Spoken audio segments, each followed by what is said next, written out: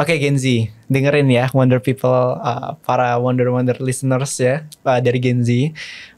Kita tuh generasi yang kuat ya sebenarnya. Kita tuh punya potensi. Aku yakin setiap dari kita tuh tahu kita tuh sebenarnya kuat. Kita punya potensi, kita punya resources, kita punya pengetahuan soal dunia yang lebih cepat. Kita punya semuanya lebih cepat. Itu sekarang tinggal kemampuan kita mau take action apa enggak. Kita cuma one step away untuk jadi generasi yang memang emas gitu loh. Apa? Satu step away itu action. Kita memang action, kita memang buktikan dengan aksi gitu.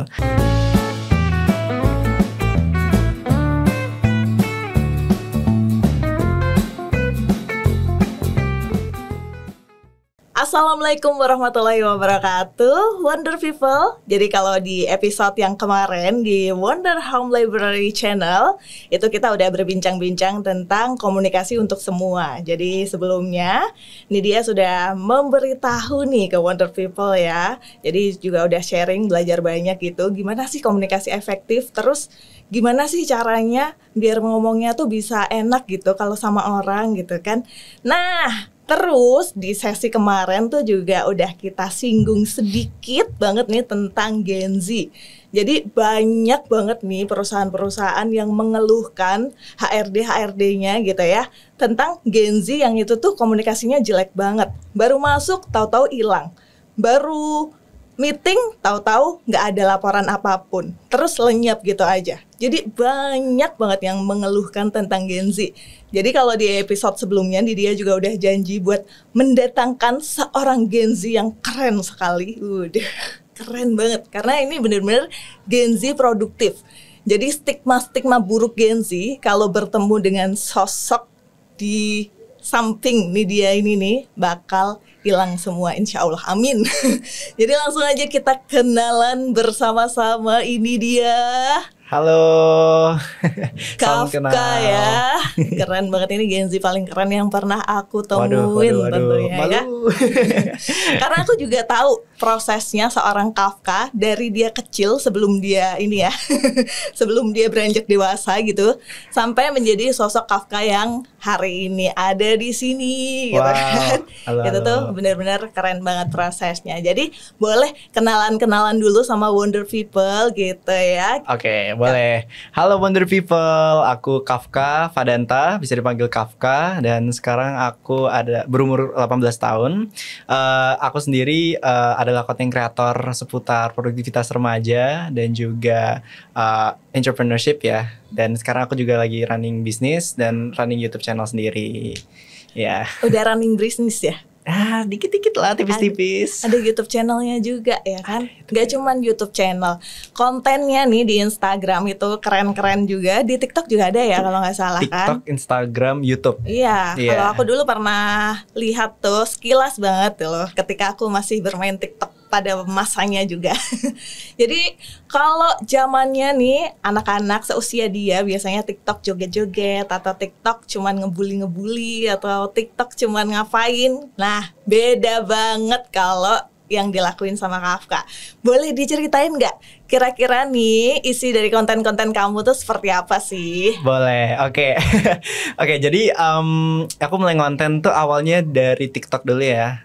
Aku mulai konten di TikTok, dan waktu itu memang aku bermula dari pemikiran aku tuh pengen sharing sesuatu ke dunia gitu kan. Aku tuh gak terlalu seneng dengan yang namanya ya joget-joget lah ya sebenarnya.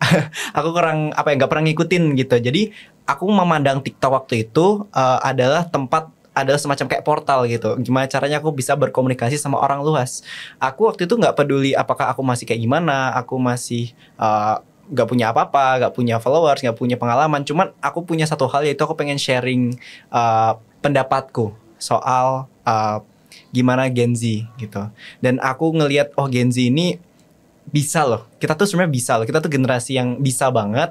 Cuman memang butuh encouragement, butuh semangat gitu ya. Karena kalau misalnya dari eksternal aja, dari generasi-generasi sebelumnya aja udah gak percaya sama si Gen Z, paling gak generasinya sendiri lah harus bisa step up dan kasih kepercayaan sama Gen Z. Jadi itu alasan pertama aku mulai konten. Aku buatlah konten-konten membahas seputar isu-isu Gen Z waktu itu. Aku bahas soal produktivitas, di mana aku ngerasa Gen Z itu banyak yang ya suka bermalas-malasan ya. Maupun nggak cuma Gen Z, aku yakin hampir semua generasi juga sih ya. Betul. Iya, ada prokrastinasi, suka bermalas-malasan, kadang-kadang bingung gimana caranya menjadi lebih produktif. Jadi aku sharing berdasarkan pengalamanku aja. Aku bukan nggak punya gelar produktivitas, itu nggak punya. Cuman aku punya pengalaman dan aku pengen sharing. Jadi itu kontenku gitu. Dan sampai sekarang aku masih bahas seputar-putar itu aja. Oke, jadi benar-benar sebuah konten yang mengajak nih Wonder People buat produktif dan semangat tentunya ya kan. Iya, itu fokusnya sih. Itu fokus awalnya ya. Selain itu, seorang Kafka nih, jadi itu kan dari konten-kontennya yang memang produktif. Dulunya kalau aku tahu nih, ini spill ya.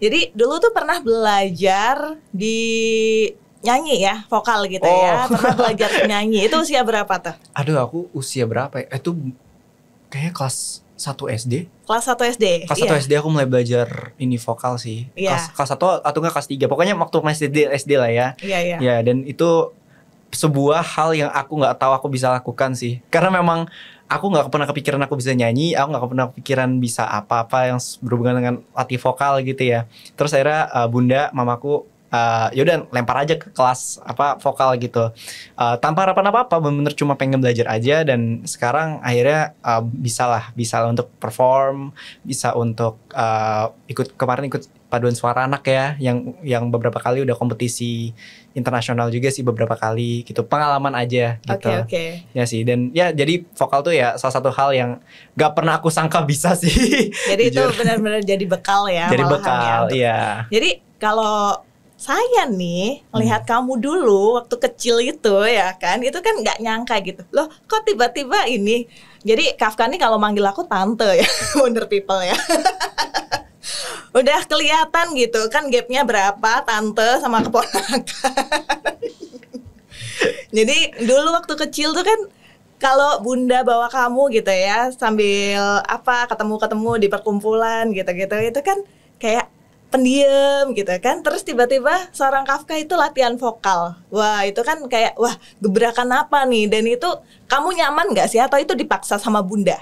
Awalnya tuh aku karena nggak pernah tahu aku tuh nggak pernah ada ekspektasi apa-apa soal vokal ya. Jadi waktu itu dimasukin kelas, aku cuman ya udah ikutin aja gitu. Aku nggak pernah ekspektasi apa-apa, aku nggak pernah berusaha untuk aku pokoknya keluar dari kelas ini harus bisa gitu.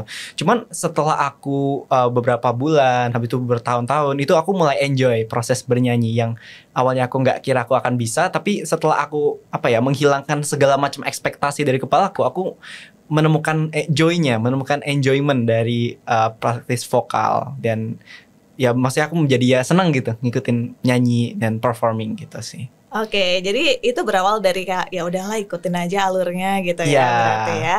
Oke, terus habis itu selain vokal itu kan kemudian naik lagi kamu juga les MC kan kalau nggak salah kan? Sempat sama namanya Lucy Laksita. Iya. Lucy Laksita. Jadi waktu itu MC itu karena aku memang beberapa kali sering dipanggil buat MC di sekolah, waktu itu masih SD. Waktu itu benar-benar gurunya jadi benar-benar nunjuk Kafka MC gitu. Ya udahlah MC, belajarlah aku nge-MC. Cuman aku tunjukin MC yang tanpa pengetahuanku, ya maksudnya benar-benar fully blind lah masuk situ. Mereka lihat, wah ini boleh nih gitu kan, Kafka adalah bisa buat public speaking. Walaupun memang waktu itu aku bisa bilang ya masih jelek public speakingku. Aku kadang-kadang suka lihat lantai, kadang-kadang masih belum kelatih. Dan akhirnya bundaku juga ngeliat kayak kalau dilatih bisa. Dan akhirnya aku les MC lah ya, ikut les MC. Bukan les, lebih ke kayak training course gitu, training camp gitu ya, MC singkat sama radio broadcasting di kalau nggak salah Suara Gama gitu ya. Oke. Jadi benar-benar prosesnya tuh sebenarnya panjang gitu ya, nggak yang kemudian instan seorang Kafka Gen Z yang produktif gitu, enggak. Jadi memang dari kesadaran sendiri, dari awalnya orang tua masukin ke vokal, kemudian enjoy, terus habis itu scale up ya kan? Iya benar sih. Cuman memang sebelum aku menemukan interestku, memang aku harus melalui berbagai banyak trial and error. Kayak contohnya aku pernah coba-coba ikut piano gitu kan. Walaupun aku sebenarnya nggak passion, aku nggak tahu, aku waktu itu nggak tahu aku nggak passion. Cuman aku pengen coba gitu lah. Jadi memang aku dari kecil tuh suka nyoba banyak hal sih. Berenang, dulu aku ikut renang, tapi ternyata nggak passion, ya udah keluar gitu. Dan alhamdulillahnya sih memang bundaku adalah tipe orang yang ya nggak apa-apa kamu gagal gitu lah. Kalau misalnya kamu gagal kan bukan berarti nggak bisa nyoba lagi kan. Betul. Jadi memang aku gagal, ya udah berarti memang mindsetku dari kecil adalah aku coba sebanyak-banyaknya hal supaya apa? Bisa semakin ke narrow nih apa interestku gitu. Jadi memang perlu kita harus lempar diri kita sendiri ke dinding gitu. Ya udah gagal, ya udah coba lagi yang lain gitu sih. Itu memang salah satu pengaruh besar juga sih kenapa kok akhirnya bisa menemukan apa yang aku suka sekarang gitu. Jadi nggak cuma mentang-mentang langsung ketahuan, yang butuh berkali-kali gagal di berbanyak hal gitu sih. Kita salaman dulu ya. Sama. Relate. Meskipun kita gapnya jauh gitu ya. Masih relate kok, aman. Aku juga Gen Z ya, pura-puranya beberapa tahun yang lalu. Terus nih, kalau seumpamanya kamu gitu ya, buat konten itu kan tantangannya juga banyak ya. Nah, kalau seorang aku aja gitu ya, itu tuh buat konten aja nyinyirnya itu bakal netizen jahat, netizen julid itu tuh selalu banyak gitu kan. Nah, apalagi kamu yang mana kamu tuh adalah Gen Z, terus habis itu buatnya tuh konten-konten positif gitu kan, yang pasti tuh orang tuh bisa aja nyinyir kayak, alah kamu mah kayak gitu bisa sampai di titik itu juga karena privilege ya. Sering. Ya kan, sering. Nah, gimana kamu ngadepin kayak gitu coba? Wah, ngadepin ya. Tapi memang sebenarnya ya, sebelum kita tahu cara ngadepin itu, kita harus tahu dulu alasan kuat kenapa kita mulai sih. Jadi kalau misalnya kita mau mulai sesuatu, apapun itu sih, nggak mesti konten. Kita mau mulai belajar skill baru, mau mulai masuk ke terjun ke dunia baru, kita harus punya good reason, kita harus punya alasan yang kuat. Kenapa kok kita harus ada di sini? Harus ada di sini loh ya.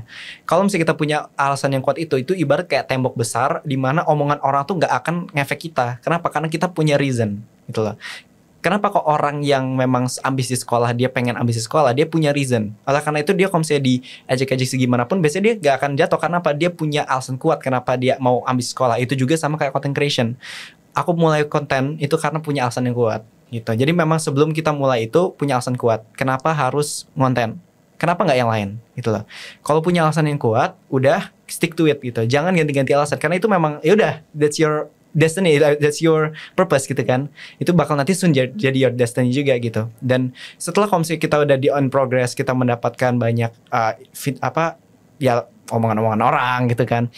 Aku selalu bisa belajar memfilter sih, bukan bisa ya, selalu berusaha belajar untuk memfilter mana yang memang positif, mana yang kita bisa ambil, dan mana yang ya udah nggak usah dipeduliin gitu loh. Ada beberapa omongan orang yang memang, ya kalau kita lihat lagi, ada loh positifnya, ada hal yang kita bisa ambil buat feedback buat diri kita sendiri. Betul. Ya jadi kalau misalnya orang ngomong negatif, jangan langsung apa sih kamu hater, kamu nggak mau, kamu aja nggak paham apa perasaanku. Ya mereka mah nggak paham, cuma mereka bisa ngelihat satu hal yang kita nggak bisa lihat. Mungkin mereka ngekritik cara konten kita, cara ngomong kita, mungkin mindset kita, gitu kan.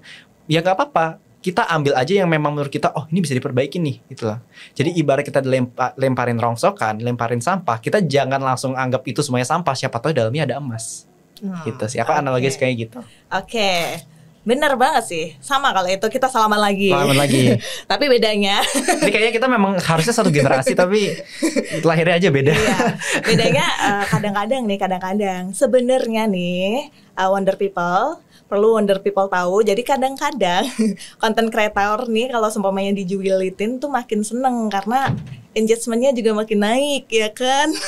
Bener banget. Jadi tetap ada sisi positifnya yang bisa diambil tentunya. Jadi kita benar-benar harus punya stage itu tadi ya, harus punya reason. Jadi ketika menuju ke destiny-nya jelas, udah semuanya clear gitu kan. Bener banget. Terus ini kan kamu akhir-akhir ini lihat gak sih di berita-berita tuh? Gimana? HRD tuh anti banget buat nge-hire Gen Z gitu. Terus Gen Z komunikasinya jelek banget. Terus kayak HRD banyak nge-blacklist Gen Z gitu. Padahal itu kan gak semua Gen Z tuh. Kayak itu tuh sedikit gak adil kan. Karena gak semua Gen Z kayak gitu. Tapi ya kita bicaranya berarti orang-orang yang Seumpamanya dia komunikasinya jelek dan juga pokoknya jelek-jelek itu oknum lah, kita sebut aja oknum. Nah, oknum-oknum yang bikin nama Gen Z jelek itu tuh kan kemudian juga merugikan Gen Z yang lain kan. Nah, kamu nih sebagai Gen Z salah satunya yang sebenarnya kamu secara komunikasi bagus gitu kan. Produktivitas juga, oh kamu produktif nih, anak SMA udah punya bisnis kan. Nah, itu kan pasti kayak, loh nggak semua loh kayak gitu, nggak semua loh kayak gitu. Nah, gebrakan apa yang Kafka buat nih buat menunjukkan, jadi biar memperbaiki lah nama Gen Z bahwa ya masa iya sih di blacklist sama HRD gitu kan. Iya benar. Sebenarnya di blacklist itu kan pasti karena terjadi suatu kejadian yang dialami sama oknum-oknum tadi ya, yang mungkin merugikan mereka, mungkin dan mereka langsung mensudutkannya, oh Gen Z, salah Gen Z gitu kan. Padahal kan kalau misalnya kita lihat lagi, nggak mesti Gen Z doang yang lakukan itu. Kadang-kadang mungkin generasi di atasnya lakukan hal yang sama. Bisa jadi Gen Alpha yang di bawah Gen Z ini sekarang lebih parah, bisa jadi, nggak ada yang tahu. Cuman memang oknum-oknum tadi itu mereka suka ya udah mensimpulkan Gen Z yang salah gitu loh. Dan aku harus kasih tahu ke semua Wonder People mungkin yang lagi yang Gen Z juga ya, kalau nggak semua yang diomongin sama mereka itu ya itu alasannya karena kita gitu loh. Nggak semuanya itu salah kita. It's not fully our fault. Kadang-kadang kita suka dengar-dengar itu kayak kayaknya memang iya gak sih Gen Z kita, generasi kita memang kayak gini gitu. Kita harus lihat lagi mereka tuh kerja sama siapa, kan gak mungkin semuanya sama Gen Z ya. Betul. Of course kan. Tapi kadang-kadang ada beberapa Gen Z yang memang seperti itu. Jadi teman-teman harus dipahamin lagi kalau it's not fully our fault. Itu di luar kontrol kita. Luar kontrol kita. Apa yang diomongin sama oknum-oknum itu, apa yang terjadi sama mereka di luar kontrol kita. Yang kita bisa lakukan adalah apa yang kita bisa lakukan hari ini gitu. Dan salah satu gebrakan yang aku lakukan adalah yang pasti konten. Karena aku punya pendapat, aku punya pemikiran yang aku pengen share dalam bentuknya apa? Salah satu hal yang paling cepat untuk nyebar sekarang lewat konten. Karena semua orang pakai HP, semua orang punya Instagram, semua orang punya TikTok. Ini adalah platform tercepat untuk nyebarin ide, nyebarin passion kita. Gitu. Jadi aku gunain itu. Setelah itu aku kumpulin lah, kalau misalnya kata orang kan followers ya. Tapi itu aku lebih ngelihatnya kayak komunitas. Aku punya komunitas, kumpulin komunitas yang kuat, yang strong bondingnya. Kita punya reason kenapa kita jadi komunitas. Lagi, reason. Kita harus punya reason. Gen Z itu harus punya reason. Setiap Gen Z aku yakin harus punya reason. Dia mau melakukan apa harus punya reason. Jadi kita gak boleh kemana-mana tuh blindly. Kita harus memang punya reason yang kuat. Kita mau jadi komunitas aja harus punya reason. Nah, punya komunitas ini kita bisa melakukan banyak hal. Ya, kita bisa mulai dengan melakukan hal-hal yang lebih produktif bareng-bareng. Kita bisa mulai belajar skill baru. Mungkin kita bisa sharing. Kayak beberapa kali itu aku sempat ikut komunitas namanya Gen Strong ya. Dia komunitasnya memang fokus untuk break stigma, break pendapat-pendapat oknum tadi soal Gen Z. Kita bikinlah Zoom, benar kita invite 500 orang Gen Z juga, yang mereka tuh pengen belajar dari Gen Z lain yang memang punya pengalaman. Jadi salah satu waktu itu aku salah satu pembicara juga di situ ya. Dan dari 7 pembicara itu memang mereka semua tuh Gen Z yang ada umurnya masih 17 tahun tapi udah punya pendapatan miliaran gitu kan. 17 tahun masih SMA BTW. Dan ada juga yang udah 20 tahun dan sekarang udah kerja di Cina atau di negara apa gitu kan. Dan itu mereka tuh Gen Z yang harus memberikan apa yang mereka punya, ya harus sharing kan. Jadi memang komunitas-komunitas kayak gitu adalah komunitas yang memang kita fokusnya untuk sharing. Kita pengen encourage satu sama lain, kita pengen mendukung, kita saling merangkul gitu loh. Kita bisa, bukannya lihat mereka umurnya bahkan lebih muda daripada aku, tapi bisa. Bukan berarti kita nggak bisa. Betul. Iya. Gitu sih. Iya, jadi memang ya sebenarnya Gen Z itu kan benar-benar fasilitas, kecepatan, info-info itu kan terbuka. Jadi cerdas sebenarnya ya generasi kalian itu ya, karena benar-benar mau belajar tuh di mana aja bisa gitu. Kalau generasi aku dulu belajar tuh benar-benar harus yang cari guru gitu loh, ngerti nggak sih? Iya. Benar-benar yang harus, itu bapak itu keren dalam hal ini nih, aku kesana buat nyantri, ibaratnya namanya. Terus entah ke Padepokan lah, kemana lah gitu-gitu kalau di kesenian gitu kan. Nah sementara di generasi kalian itu kan benar-benar media tuh terbuka lebar gitu. Tinggal kita tuh mau pilih, kita mau menonton yang baik-baik atau yang sensasional doang, ya kan? Itu pilihan ya. Bener banget. Nah kalau dari Kafka sendiri, kesadaran apa sih yang membawa seorang Kafka nih punya kayak produktivitas, terus habis itu kayak aku harus menyalurkan ide-ide bagus nih kayak gitu. Kesadaran ya. Sebenarnya aku yakin semua Gen Z, aku yakin nih, aku udah mulai yakin nih ya sekarang, kalau semua Gen Z tuh pasti akan menerima satu tamparan dalam hidupnya yang kayak, ya kalau misalnya kayak gini terus aku gak akan kemana-mana gitu. Itu pasti akan terjadi, mau gimana pun bentuknya. Dan itu waktu itu terjadi sama aku, itu kalau gak salah aku masih umur 13 tahun. 13 tahun aku mikir, ini kalau misalnya aku cuma kerja, cuma main doang, kalau cuman ya kayak gini doang, aku gak akan gimana, I will not go anywhere gitu kan. Dan dari situlah aku mulai mikir, gimana caranya aku gak kayak gini, kesannya gitu. Dan banyak yang Gen Z tidak lakukan adalah mereka sadar, mereka sebenarnya sadar, banyak Gen Z yang sadar kalau apa yang mungkin lifestyle sekarang lagi jelek, atau pertemananku sebenarnya toxic tapi aku tetap ikutin aja. Banyak yang sadar gitu loh, tapi mereka takut untuk ambil take step. Karena apa? Mereka sudah sangat terbiasa dengan hal itu. Mereka sudah sangat terinfluence, sudah sangat terbiasa dengan hal-hal yang toxic tadi, dan mereka anggap itu adalah normal gitu loh. Dan keluar dari hal normal itu nggak gampang buat semua orang gitu. Jadi memang ada gebrakan, kita harus gebrakan dari diri kita sendiri dulu. Kalau kita udah sadar apa yang kita lakukan sekarang itu nggak sesuai apa yang kita harusnya inginkan gitu kan, tapi kita pengen keluar, itu memang harus dilakukan. Kita harus take the first step gitu. Karena kalau misalnya kita gak take the first step, kita akan selamanya takut untuk berubah gitu. Kita memang butuh satu gerakan, satu step aja.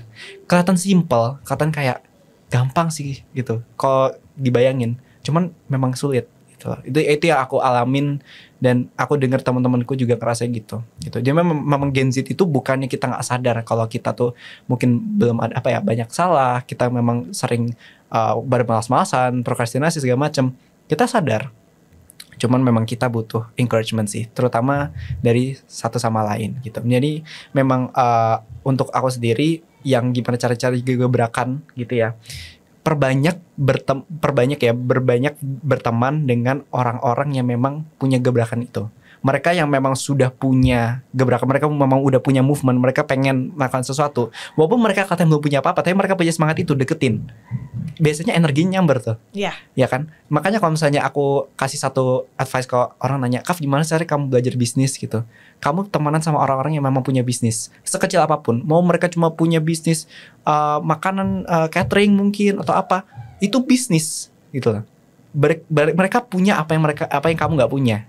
Gimana cara kamu punya kayak mereka? Ya belajar sama mereka gitu loh. Itu juga sama dengan gebrakan-gebrakan kayak gini. Deketin orang-orang yang positif. Nanti kehidupanmu dan seluruh sosialmu juga akan ngikutin. Nyamber itu tadi ya. Nyamber gitu. Yang enak ya kalau ini. Nyamber. Bener-bener. Jadi lingkungan itu pengaruhnya emang gede banget gitu ya. Kalau seumpamanya kamu berada di lingkungan yang toksik nih, Wonder People, dan kamu udah sadar, aduh lingkunganku toksik, udah go. Pergi aja. Iya, ini ibarat kayak, aduh aku di tempat sampah, di sana ada tempat yang lebih bersih, kenapa gak mau ke sana gitu lah. Kadang-kadang tuh kita terlalu menganggap apa yang kita punya sekarang tuh sangat normal, sampai kalau misalnya kita ke sana tuh kita akan dianggap aneh sama yang di sana. Cuman siapa yang peduli sama yang di tempat sampah gitu lah. Kita nggak mau di tempat sampah, ya udah biarkan mereka yang di tempat sampah. Nanti mereka kalau ngeliat kita di tempat yang lebih bersih, lebih baik, dengan orang-orang yang lebih baik, mereka pasti akan ikut sendiri gitu lah. Tempat sampah lama-lama kan ditinggalin gitu. Betul. Jadi memang harus kita nggak bisa nunggu siapa aja gitu lah. Kita nggak bisa nunggu siapapun untuk keluar dari tempat sampah gitu. Kita yang harus keluar duluan gitu lah. Dan itu berarti ini benar-benar menjadikan sebuah, ya, kalau tadi kakak bilang portal-portal gitu ya, jadi satu portal kebuka lagi, nggak cuma di Gen Z, Gen milenial, milenial. Itu tuh juga harus menunggu momen dimana itu ada tamparan dalam diri dulu, kemudian berubah. Rata-rata sih gitu ya. Kalau aku dulu kan gara-gara aku kena bully tuh, jadinya langsung kayak gitu kan, langsung wah aku harus bisa nih. Iya, gitu. Benar. Kalau ini, wah aku kalau 13 tahun ya kamu ya. Waktu itu sih. Gak ngapa-ngapain, gak kemana-mana. Padahal kan emang anak 13 tahun biasanya ya udah main aja, nongkrong-nongkrong. Pulang sekolah ke mana itu, game-game, mall. Iya, tapi aku tetap ngelakuin itu juga kok. Aku tidak yang berarti melupakan total kayak aku kabur gitu kan. Aku tidak akan lagi mendekati game. Sampai sekarang masih main game kadang-kadang gitu lah. Walaupun memang udah bukan prioritasku lagi, karena sekalinya kamu udah masuk ke sebuah kolam yang luas dan perspektifmu sangat berubah terhadap kehidupan, kamu akan sadar mana yang memang penting, mana yang nggak penting. Iya. Kadang-kadang kita karena kita nggak tahu kadang-kadang games itu kita anggap ini yang paling penting nih, kita harus ngalahin orang lain gitu kan, karena kita nggak pernah ke kolam yang lebih besar. Tapi sekali kita berani untuk masuk kolam lebih besar, walaupun memang menakutkan, tapi kita berani masuk, kita akan kebuka perspektifnya. Itu sih kalau menurutku. Iya, itu bener, karena itu bener banget, karena aku juga ngalamin maksudnya. Iya. Salaman lagi. Memang ya, beda gap bukan berarti beda ini ya, cuman lampauan waktunya aja yang beda ya. Iya. Time and place-nya aja. Iya. Jadi itu tadi area Gen Z. Nah, kalau Kafka sendiri nih, jadi kan ini tuh stigma yang banyak banget, benar-benar kayak udah mendarah daging. Itu tuh tentang attitude, manner. Jadi kayak sepinter-pinter katanya ya ini, sepinter-pinternya kamu nih kata-kata banyak HRD nih. Sepinter-pinternya kamu Gen Z, tapi kalau attitude, manner kamu nggak bagus, nggak akan kita hire. Nah, ini seorang Kafka nih, attitude, manner itu kan bisa dibilang bagus ya. Itu datangnya apakah diajarin dari bunda, ayah bunda, atau kamu punya kesadaran sendiri kayak, wah, jadi orang tuh emang harus sopan, harus tahu terima kasih, maaf, tolong gitu. Tiga kata sakti gitu kan. Itu kamu paham kayak gitu tuh dari mana? Sebenarnya sampai sekarang aku masih sangat ditekankan soal manner sama bunda sama ayah. Sampai sekarang tuh sering banget dimarahin soal manner sih. Dan mungkin kalau misalnya soal yang basic life skill yang lain itu ya udahlah ya. Kayak dianggap kamu bisa belajar sendiri gitu soal itu. Cuman kalau soal manner, memang bunda sama ayah sampai sekarang itu sangat menekankan. Bahkan aku bisa bilang ya minggu lalu aja adalah aku dimarahin soal manner. Mungkin aku nggak sadar, mungkin aku ngerasa itu benar, tapi lagi manner itu bukan suatu skill yang kita bisa pelajari overnight gitu loh. Itu bukan suatu skill yang memang harus kita ngeliat banyak orang itu supaya kita tahu mana manner, mana yang benar, mana yang salah. Dan satu-satunya yang memang sangat efektif untuk belajar manner ya dari orang tua gitu loh. Orang tua ngajarin gimana, Gen Z-nya pasti akan ngikutin.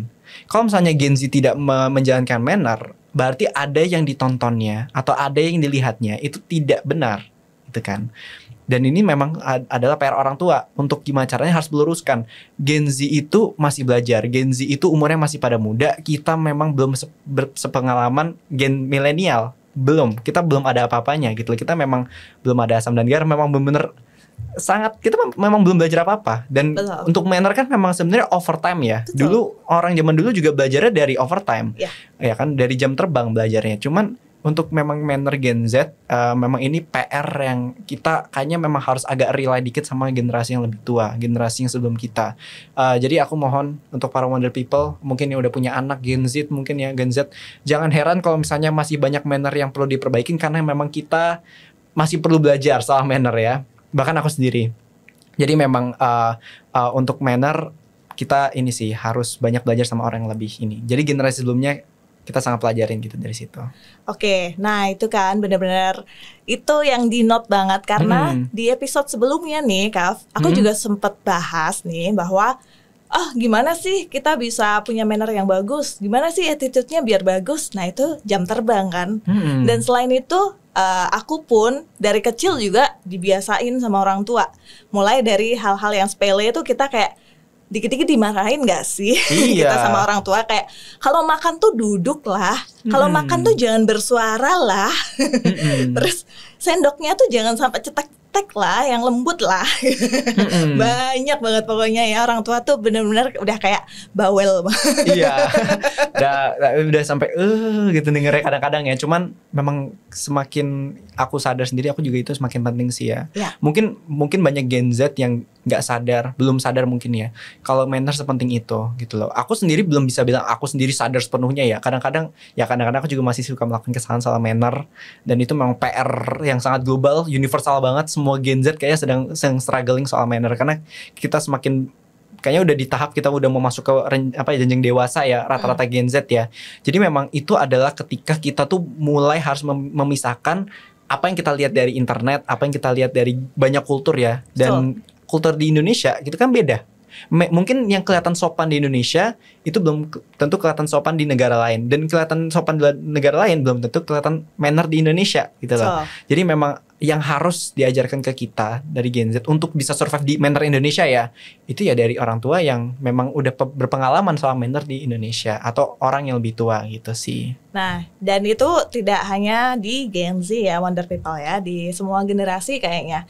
Untuk semua nih yang mereka tuh kayak belum baik gitu ya mannernya, attitude-nya gitu, itu bisa jadi, dan bukan bisa jadi sih, udah ada risetnya, udah ada jurnalnya, udah banyak gitu ya yang menyebutkan karena kurangnya peran dari orang tua. Jadi Wonder People yang sudah mempunyai anak, tolong ya, boleh banget kok bawel ke anak-anaknya. Jadi kalau kemarin Kak Mel tuh udah sempat nekanin juga, ayolah parenting tuh masih perlu. Bahkan seusia Kafka aja parenting masih perlu ya, kan? Masih banget. Masih didampingin kan? Masih. Tuh, apalagi yang kecil-kecil. Jadi benar-benar peran orang tua itu bisa menjadikan generasi selanjutnya itu lebih baik lagi. Iya. Jadi tolong berperan ya. Sip, nice. Aku sangat setuju banget sih kalau itu. Iya kan, kalau di sini kan Bunda Kafka nih dari yang tiba-tiba masuk ke vokal, ya kan, peran.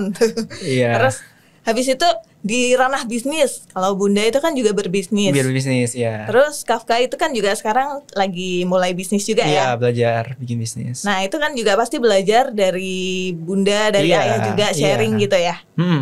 Ya jadi memang sangat ini sih influence dari orang tua yang untuk aku ya, alhamdulillahnya memang orang tua aku tuh sangat influence banget gitu. Apalagi di hal-hal positif.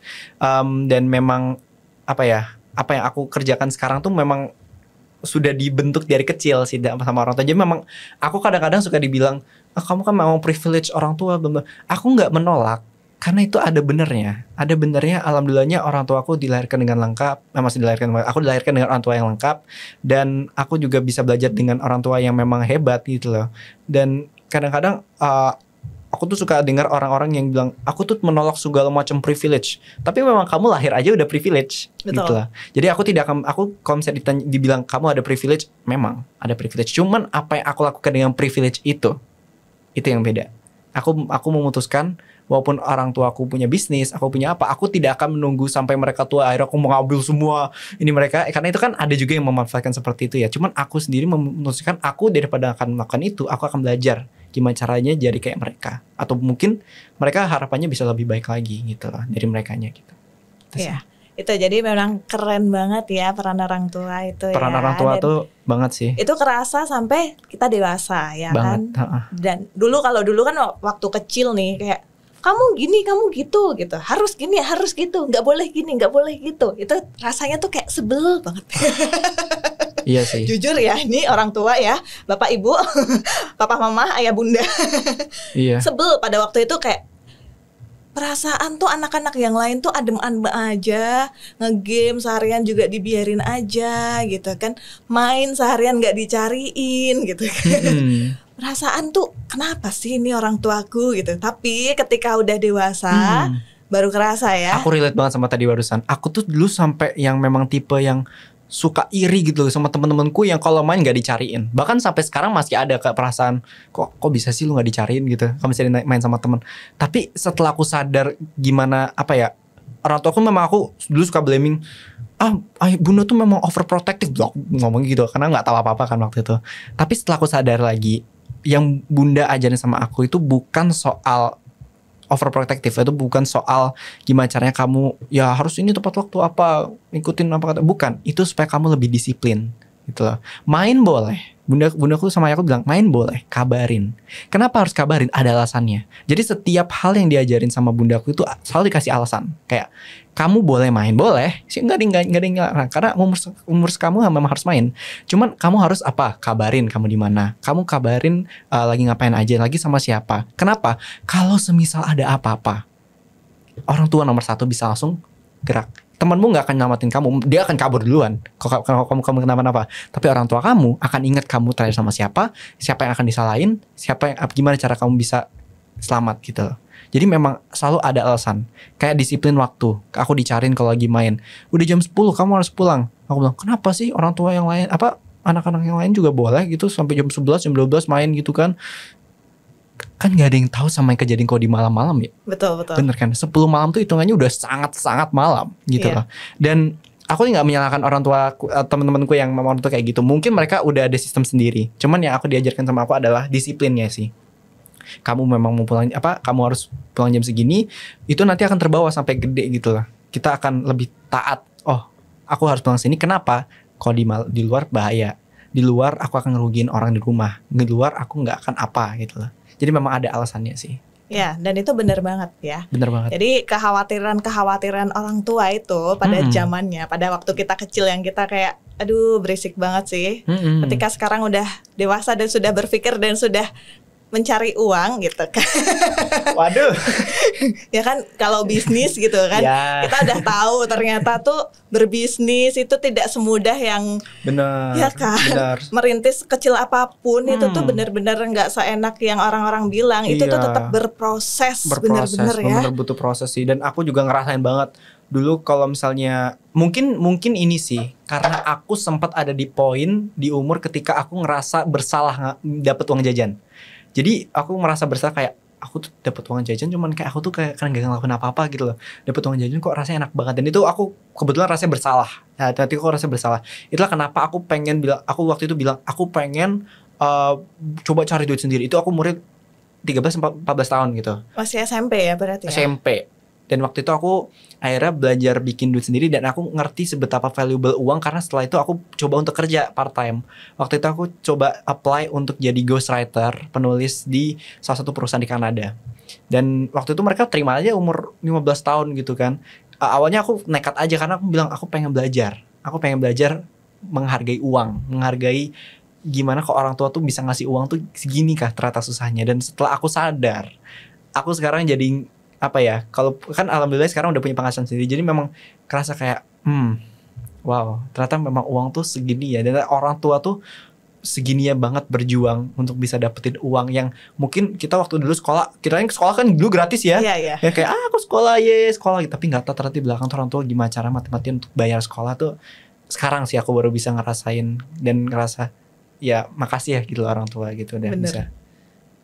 Karena memang ya perjuangan buat yang namanya mendapatkan secercah rupiah. Aku sekarang mungkin pengalamanku belum seberapa sih sama ini ya tante. Cuman benar-benar kayak aku dari segitu aja udah sangat tertampar sih jujur kayak Tante. Oh ya kakak mbak.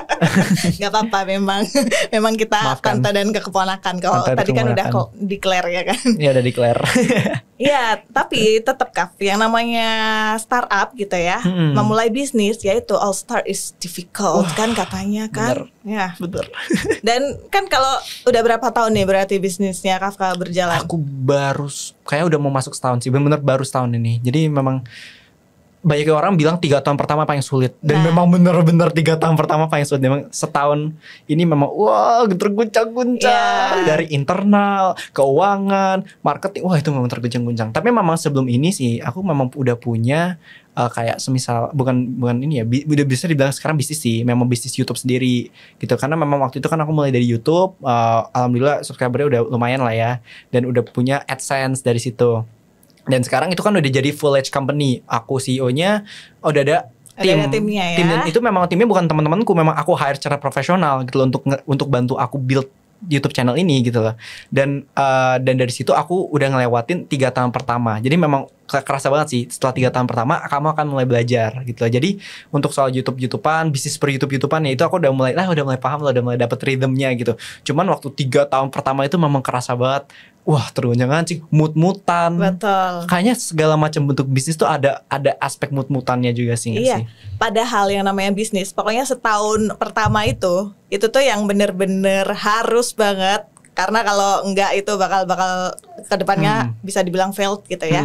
Konsistensi ya kan. Setahun pertama tuh bener-bener harus konsisten ya. Harus mau capek, mau nggak mood, mau apa harus tetap bikin, harus tetap jalanin, harus tetap kerja. Dan itu aku pelajarin itu apa ya, ini sekarang udah masuk tahun keempat sih. Jadi waktu itu memang udah 4 tahun yang lalu aku belajar punya YouTube sendiri, belajar bikin company running sendiri gitu. Dan sekarang tuh wow, ternyata dulu apa ya, nggak segampang yang orang pikirkan gitu. Jadi memang kadang-kadang orang bilang, kamu kan content creator, kerjamu gampang, cuma udah bikin video dapat duit gitu. Hey, untuk membangun itu ternyata wow gitu loh. Iya, padahal di balik konten kreator itu kan ya, di dalam sebuah video yang kayaknya di handphone itu cuman berapa detik doang, itu brainstormingnya berapa lama, ngidenya berapa lama, belum ngeditnya ya kan. Relate banget sih itu, benar. Ya, memang itu ya, kalau kata orang itu emang bebas. Kata orang bebas gitu kan, katanya ya kamu kan udah punya ini, punya privilege. Mereka kadang-kadang tidak melihat apa yang di belakang kita kan. It's fine sih. Again, kalau punya reason, punya purpose, harusnya itu bisa ditangkis gampang gitu. Nah itu kembali lagi, jadi Wonder People ya, langsung nih digali nih, habis ini langsung gali reasonnya apa nih, mau ke destiny mana nih, mau punya purpose apa nih, gitu kan. Jadi memang itu mau secapek-capeknya kayak gimana, kalau udah seneng, nanti dalam proses itu kita ngelihat hasilnya tuh kayak ada kelegaan gitu ya. Bener banget sih, bener banget. Tuh, jadi memang ya di balik seorang Kafka, Gen Z yang produktif gitu kan, itu ada proses, ada dukungan orang tua, ada dukungan dari lingkungan karena dia juga mendekati banyak lingkungan-lingkungan yang itu produktif tentunya, entah dari bisnis, entah dari konten ya kan, benar. Entah dari komunitas-komunitas lain yang sama Gen Z ya kan? Jadi kamu ikut berapa komunitas nih? Banyak sih. Banyak sih, cuman aku yang memang memilih untuk masuk ke sana. Jadi apa yang aku pilih itu memang aku pengen meng-submerge diriku sendiri, aku pengen memasukkan diriku sendiri ke memang lingkungan yang aku pengen. Aku nggak mau terbawa arus gitu loh. Banyak orang bilang, kamu mah udah ikut arus aja, masih muda, ikutin apa kata hatimu gitu kan. Boleh, nggak ada salahnya. Cuman kamu harus tahu yang kamu ikutin ini arusnya ini mau ke jurang apa mau kemana nih. Kalau misalnya arusnya ini memang akan membawa kamu ke suatu tempat yang memang kamu inginkan, ya udah go ahead. Cuman kalau kamu udah sadar, ini arus mau ke jurang gitu kan, ya udah kita pilih cabang lain. Kita pengen ke sini gitu. Mungkin sepi, kita nggak ikut sama yang lain. Mungkin yang lain yang nganggap kita kayak ngapain nih gitu kan. Kenapa kok beda sendiri gitu. Tapi kalau kita tahu purpose kita, tahu alasan kita kenapa kita mau ini kan pilih cabang yang lain, it's fine. Dan aku nggak pernah menyalahkan diriku sendiri kenapa aku keluar dari arus gitu loh. Kadang-kadang keluar dari arus tuh penting banget gak sih? Iya, penting banget. Karena dari situ kita jadi tahu juga kekuatan kita tuh seberapa. Bener banget. Ya kan? Kalau sama kayak arus gitu kan, kadang-kadang kita jadinya nggak sadar karena kita ngikut aja gitu kan. Iya. Kita kayak nggak punya effort banget gitu ya. Iya sih, bener banget sih. Melakukan sesuatu. Nah itu jadi value-nya nggak ada. Iya, value-nya. Iya bener kan. Jadi memang bener sih, kayak gak cuman untuk Gen Z sih, semua generasi sih harus mengalami namanya beda arus gitu loh. Kalau misalnya ngerasa kayak hidupnya masih di arus-arus aja, nah itu tuh pertanyaannya itu tuh harus dievaluasi. Ada yang salah nih. Kalau misalnya ngerasa hidupnya kayak kok gini aja sih hidupku, berarti masih masuk ke dalam arus kan. Harus ada yang keluar dikit. Ya, gitu. Jadi kalau ada sebuah quotes nih Kaf, itu bilang apa yang kamu lakuin hari ini itu bakal berpengaruh sama perubahan yang ada di depannya, masa depan. Iya, jadi apa yang kamu lakuin di hari ini, detik ini juga. Karena kan yang namanya present itu kita habis ngomong aja dalam berapa detik udah jadi masa lalu nih. Iya, benar. Tadi kita habis perkenalan udah jadi masa lalu gitu kan. Iya, benar banget. Itu tuh cepat banget, jadi dinamis banget. Jadi benar-benar kita tuh harus ngikutinnya tuh ngikutin yang dari luar. Bukan ngikutin yang dari dalam. Karena kalau kita ngikutin dari dalam yang ada kegulung. Iya, kegulung. Iya lagi, bener lagi bahasanya. Kegulung, bener ya juga ya. Aduh, ini kita malah jadi ini ya, quotes gitu ya. Quotes main ngomongin dari Gen Z gitu. Emang kalau ngobrol sama Gen Z tuh nanti bisa ke mana-mana nih. Bisa ngobrolin alien juga nih, jangan-jangan. Aduh. Nanti itu episode lain aja ya kayaknya. Gak untuk hari ini. Iya. Jadi bisa kemana-mana gitu kan. Keren banget memang nih Kafka nih. Jadi itu tadi support orang tua ada. Nah, tantangannya nih aku pengen tahu nih di lingkungannya Kafka sendiri. Jadi kan kalau anak SMA biasanya itu kan benar-benar putih abu-abu itu kan paling indah gitu ya. Yang mana tuh kemana-mana dikit-dikit nongkrong, dikit-dikit apa gitu kan. Dan itu kalau diikutin semuanya, ngikutin teman-teman doang atau misal ketua geng, bisa dibilang ketua geng, itu kayak waduh, wasting time doang nih, jadi anak kongko doang gitu. Nah, gimana kamu caranya memanage waktu kamu, memanage prioritas kamu, biar teman-teman pun juga nggak ngerasa kayak susah nih kalau sama Kafka diajak main mah udah susah nih, udah sibuk nih. Gimana? Waduh, prioritas ya. Sebenarnya aku kalau misalnya boleh jujur, kadang-kadang memang prioritas tuh adalah satu hal yang memang agak cukup tricky ya untuk diatur. Mungkin ya nggak cuma aku doang, mungkin semua generasi ngalamin. Kadang-kadang kita suka kelewat, ini prioritasnya kelihatannya oke, tapi ternyata salah. Itu bukan prioritas. Oke. Cuman kalau aku sendiri ya, prioritas itu harus kita bagi lagi mana yang akan impact tercepat, mana yang akan impact terlambat, gitu loh. Aku tidak menyalahkan untuk orang-orang yang memang pengen untuk memprioritaskan hal-hal yang impactnya terlambat. Mungkin mulai bisnis, mungkin belajar soft skill ini, itu memang impactnya katanya nggak cepet. Cuman in the long run itu akan sangat besar. Jadi pilih, kita mau mulai atau kita akan menghabiskan banyak waktu untuk hal-hal yang ya nanti akan dapat dikit-dikit, tapi cepat dapatnya gitu. Atau kita akan sabar, kelihatan nggak ada progress, tapi nanti sekali udah ada progress, boom, ledak. Gitu. Jadi itu lagi pilihan orang, masing-masing punya purpose yang berbeda-beda, ada alasan mereka masing-masing untuk melakukan hal itu. Itu harus dibedakan dulu. Kemudian kalau aku sendiri memang ada konten yang sekarang hitungannya udah running ya, punya bisnis udah hitungannya udah lumayan running juga, dan juga aku sekarang lagi persiapan untuk masuk kuliah, dan ada beberapa teman-teman yang aku harus ini juga ya, temenin kalau enggak hilang juga lama-lama ya. Jadi memang aku harus tahu dulu mana yang paling cepat impactnya. Kalau misalnya aku nggak lakukan sekarang, ini akan impactnya gede gitu. Semisal kayak persiapan untuk kuliah, itu aku harus nomor 1 dulu untuk sekarang. Karena kalau nanti nggak dapat kuliah, repot gitu kan. Cuman aku harus tahu lagi, kalau misalnya aku ingin gini doang, konten nggak akan kurus, bisnis nggak akan kurus, teman-teman juga nggak akan aku temuin, jadi bingung gitu. Jadi memang tetap harus kita, kalau aku sendiri pakai kalender ya, Google Calendar gitu. Aku set time, namanya time blocking. Ini metodenya kayak bisa dipakai buat para wonder people. Jadi pakai kalender itu, kita dari jam berapa sampai jam berapa kita udah intentional gitu. Kita udah tahu kita melakukan apa, ya udah kita stick to it kayak schedule biasa. Jadi jam segini bangun, jam segini ngapain, jam segini bangun, maksudnya kerja atau apa gitu kan. Karena aku sendiri juga harus membagi waktu kerja sama belajar. Aku kerja sama belajar. Kalau banyak yang lain kan mungkin belajar. It's fine. Aku juga dulu gitu belajar. Cuman aku harus sekarang tambahin kerja. Harus nih bedain nih jamnya kapan belajar, kapan kerja gitu. Dan aku harus juga nentuin satu hari di mana aku nggak akan kerja, nggak akan main. Mau segimanapun, aku nggak akan kerja, nggak akan belajar. Mau segimanapun aku lagi on fire gitu untuk kerjaan, untuk belajar, aku lagi semangat banget. Aku tetap harus cut off myself gitu. Aku harus tetap tahan diri main. Jadi ada satu hari di mana aku ngajakin temanku, kayak baru beberapa hari yang lalu, yaudah yuk kita main badminton gitu, 2-3 jam main nongkrong gitu kan. Setelah itu aku balik kerja lagi gitu loh. Jadi memang harus ditahan, main ditahan, jangan kebablasan, belajar kerja juga ditahan. Itu sih. Jadi harus tahu prioritasnya, reasonnya dulu juga.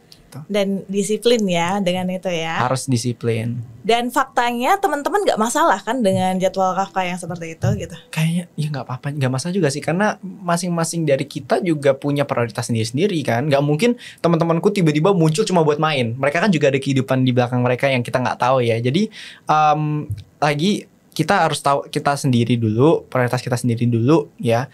Utamain keluarga, Tuhan, memang harus nomor 1 gitu loh. Setelah itu kesehatan juga ya. Setelah itu baru kalau misalnya kita mau tambahin ekstra ya nggak apa-apa. Jadi again, teman-teman itu harusnya bukan jadi halangan ya. Teman-teman mikir kita apa-apa gitu. Kalau teman-teman kita nggak bisa memahamin situasi kita, berarti mereka bukan teman kita. Berarti itu adalah teman-teman yang toksik. Yes, itu fake friend, okay, not real friend. Cuma kenalan, berarti kenalan. Gitu. Jadi benar-benar udah tahu tujuan, udah tahu prioritas juga ya. Benar-benar. Yes. Itu tadi kembali lagi reasonnya tuh udah harus tahu dulu, digali dulu pokoknya ya, yang bikin nyaman mana, mau kemana juga. Benar. Dan ini keren banget ya, digalinya dari masa belia gitu kan. Dari masa dia masih kecil menuju dewasa gitu kan, digali terus. Dan itu kembali lagi dengan peranan orang tua juga, dengan support dari orang tua juga. Iya sih, bener sih. Dan aku pengen tekanin di proses sih. Kayak bener proses itu, kadang-kadang orang tuh suka melupakan proses. Betul. Kayak mereka tuh selalu pengen yang instan. Apalagi Gen Z kan sekarang pengennya dikit-dikit instan, dikit-dikit apa. Ya udah terbentuk lah dari gimana sosial media ya, apa-apa instan. Kita melihat konten instan. Cuma proses itu real. Proses itu bukan 1, 2, 3, bahkan sampai 10, 20 tahun itu proses gitu loh. Dan harus diingat terus sih kalau ada proses di belakang itu. Iya, dan apapun itu, sekecil apapun itu, proses itu ada Benar. dan harus dinikmati. Harus gitu dinikmati, kan? benar. Karena biasanya nih kalau yang di ranah content creator gitu-gitu, sesuatu yang naiknya instan itu hilangnya juga instan. Iya, yang naik cepat hilangnya cepat. Tiba-tiba FYP gitu ya. Terus tahu-tahu hilang gitu. Iya, benar. Karena aduh. Karena banyak banget kayak content creator yang tiba-tiba naik nih ya. Wih, followersnya banyak, viewsnya banyak. Tapi mereka tidak siap untuk membangun foundation di bawah itu. Ibarat mereka itu adalah rumah tanpa fondasi yang kuat. Mereka tiba-tiba udah jadi rumahnya, udah dicat segala macam, udah cantik, udah bagus. Datang hujan terpaan angin sekali aja langsung jatuh. Jadi memang proses itu adalah fondasi yang gak akan kelihatan dari awal gitu loh. Mungkin di sini ada wonder people yang lagi mulai ngonten, tapi udah bertahun-tahun mungkin, atau mungkin belum bertahun deh, mungkin baru berbulan-bulan deh, berbulan-bulan nyoba tapi nggak pernah berhasil, bertahun-tahun nyoba tapi nggak pernah berhasil. Itu prosesnya, ya kan? Aku aja butuh 5 tahun, ini sekarang udah 5 tahun untuk belajar ngonten. Dan tapi ada skill soft skill yang mensupport aku bisa ngonten adalah kayak public speaking, latih vokal. Itu kan udah dari 8-10 tahun yang lalu. Jadi memang proses itu bertahun-tahun. Dan itu kita harus building pondasinya dulu. Jadi supaya apa? Semisal nanti rumah kita udah jadi, ada apapun yang ngenain rumah kita, nggak akan langsung hancur kayak content creator yang baru naik langsung hilang gitu lah. Memang kayak gitu sih analoginya. Ya, jadi begitu ya wonder people ya. Jadi saya sendiri pun masih belajar, masih berproses gitu. Jadi iya, ketika waktu itu nih di konten-konten udah pernah naik gitu ya. Turun lagi itu karena apa? Karena nggak konsisten itu tadi ya, karena inkonsistensi. Jadi itu memang pengaruh banget. Ya udah, kalau udah terjadi seperti itu ya udah mulai lagi. Cuman bisa mulai lagi. Iya sih. Setelah itu konsistensinya dibangun lagi gitu kan. Nggak apa-apa. Jadi memang proses ya, segala sesuatunya tuh ada prosesnya. Benar-benar banget sih. Nah, kalau untuk Kafka sendiri nih aku pengen banget nih kamu ngasih tahu wonder people, terutama Gen Z gitu ya. Gimana sih memulai sebuah proses? Jadi kan memang kalau Gen Z itu benar-benar karena segala sesuatunya itu udah instan, apa-apa yang dia dapatkan itu instan, hampir semua instan. Bahkan makanan pun yang viral itu kan instan juga ya kan rata-rata. Jadi ya gimana, lingkungan udah membentuk mereka buat menikmati sesuatu yang instan. Jadi untuk melakukan sebuah proses itu kan merupakan kayak challenge gitu ya, bener-bener kayak wah ini bener-bener challenge gede banget nih kalau buat ngelakuin yang namanya proses itu kan namanya juga keluar arus itu tadi, out of the box itu tadi kan. Gimana, how to start? Wow, how to start deh. Aku gak pernah ditanyain sih kayak how to start, karena mereka selalu nanyanya gimana caranya aku keep going. Sebenarnya banyak banget yang bingung. Mungkin ini sih, mungkin ini adalah suatu pertanyaan yang mungkin gak banyak orang berani tanyain ya, kayak how to start gitu. Aku ada satu buku yang memang merubah banget mindsetku. Namanya ada 2 sih sebenarnya. Show Your Work, Austin Kleon, sama Start with Why. Kayak tadi aku ngomong, how to start. Orang akan mulai kalau mereka punya alasan untuk mulai. They start with why. Coba kalau misalnya mungkin kita bingung ya, kayak kenapa Albert Einstein mau belajar fisika? Dia punya alasan kenapa dia mau belajar fisika, karena dia pengen menciptakan suatu hal, dia pengen invent suatu hal. Kenapa Thomas Alva Edison dia pengen menghabiskan 10.000 percobaan untuk bikin lampu? Kenapa? Orang dari luar akan mengejudge ini orang udah gila, ngapain? Tapi kita nggak pernah tahu why-nya mereka. Mereka mungkin, kalau Alva Edison karena dia pebisnis, dia pengen menciptakan invention baru untuk dijual. Itu why-nya dia, gitu loh. Start with why. Sebelum kita mulai, tentukan why. Kalau kita nggak punya alasan, jangan mulai. Kenapa? Karena kalau kita paksa mulai, kita nggak akan bisa bertahan. Kita harus tahu dulu why we want to start, tujuan kita mau kemana. Ibarat kita punya peta, udah punya tujuan. Google Maps udah punya tujuan. Kalau kita nggak punya tujuan, no. Kemudian set goal. Udah punya why nih. Oke, aku pengen ini. Set realistic goal. Goalnya tapi kita rubah. Jangan namain goal, ganti jadi project. Aku pengen mulai konten. Jangan diganti jadi kayak aku pengen jadi content creator di tahun 2025. Rancu banget, kayak nggak jelas gitu. Ganti namanya jadi Project Content Creator 2025. Karena apa? Kalau kita punya project means kita punya rancangan, eksekusi, evaluasi. Kita punya setiap target, ya kita punya target-target yang kita akan achieve tiap bulannya, itu project. Jadi setiap bulan, kita mulai dari Januari ya, Januari kita goalnya ini, reach mungkin posting 10 kali, itu goal, realistis. Yang kedua, kita pengen reach 1000 followers, realistis, karena kita udah konsisten. Itu kan posting setiap bulan 10 minimal. Nanti di bulan kedua naik lagi. Goals itu harus realistis dibarengin sama aksi yang realistis. Kemudian sudah dibarengan itu, oh ternyata ada yang nggak sesuai according to plan, oh kita nggak sesuai goal kita, itulah dimana kita masuk ke evaluasi. Jadi ganti ke project ya, kita punya goal gitu. Again, start with why, punya alasannya dulu, bikin goalnya, punya project, punya roadmapnya, udah tinggal jalanin aja. Dan kalau misalnya kita udah punya itu, gak ada yang bisa ngertiin kita kecuali diri kita sendiri. Serius. Itu daging sekali, daging. Jadi benar-benar seperti itu ya Wonder People. Ini udah sangat jelas, gak cuma di Gen Z kayaknya Wonder People. Ini di semua generasi kayaknya bisa berlaku. Benar. Dan itu valid. Karena sudah terbukti ya kan. Benar banget. Gitu. Nah ini nih kita pengen tahu nih. Boleh. Apa nih? Nah, kalau tadi kan komunitasnya banyak banget gitu. Ada nggak sih komunitas yang mana itu bisa diikuti Wonder People secara umum yang Kafka ikutin? Sebenarnya ada beberapa komunitas yang open. Aku sendiri sempat build komunitas namanya Muda Berkarya. Itu boleh teman-teman joinin. Aku kayaknya udah taruh linknya di link profile Instagramku ya. Nanti kalau misalnya aku ada kesempatan untuk masukin Instagramku, nanti bisa dicek ya di deskripsi apa di mana gitu. Nanti kemudian aku juga ada satu komunitas yang lumayan besar, udah ribuan, dan ini terdiri atas content creator Gen Z juga yang memang mereka memang keren-keren gitu loh. Dan aku sangat rekomen, aku juga ada di sana sebagai salah satu movernya. Mover tuh yang salah satu ini lah ya, speaker dan lain-lain gitu ya. Namanya Gen Strong, dibuat sama Brian Kandani. Dia bisa, maksudnya kalian bisa join, teman-teman semua bisa join. Itu ada komunitasnya. Jadi memang kalau komunitas itu sekarang udah banyak banget yang online ya. Jadi memang gak ada alasan untuk kita tidak melakukan itu sosial dengan komunitas yang memang positif gitu loh. Kan banyak orang yang bilang, aku tuh pengen mulai positif tapi kok gak ada komunitas positif. Tinggal Google aja gitu, komunitas Gen Z banyak sekarang.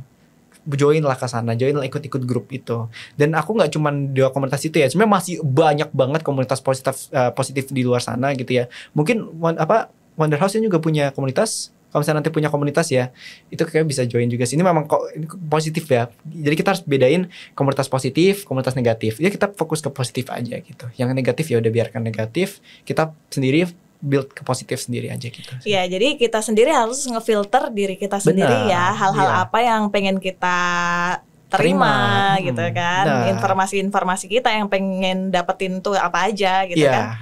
Sekarang udah gampang banget dicari. Jadi sebenarnya segala sesuatu tuh kembali dari diri sendiri dan dimulai dari kesadaran diri sendiri juga. Yes, punya reason. Nah, purpose. Jadi Wonder People ayo kita cari reason bareng-bareng kalau emang belum ada. Kalau semuanya udah ada, langsung aja fokus di reason itu. Langsung ya, tadi udah dijelasin sama Kafka gimana caranya buat memulainya. Eksekusi. Yes. Karena kalau nggak dieksekusi, ya kapan lagi ya? Kita tahu ini seberapa jauh gitu kan. Gimana mau evaluasi kalau belum ada eksekusi. Bener kan? Bener banget sih. Oke. Kalau gitu next berarti ada episode lain nggak nih? Wah, boleh sih, boleh banget. Aku nanti kalau misalnya teman-teman pengen dengar cerita-cerita aku lagi, mungkin aku sharing sama, mungkin ada yang lain juga nanti bisa sharing, nggak cuma berdua aja, mungkin bisa bertiga, berempat, berlima, sekeluarga mungkin.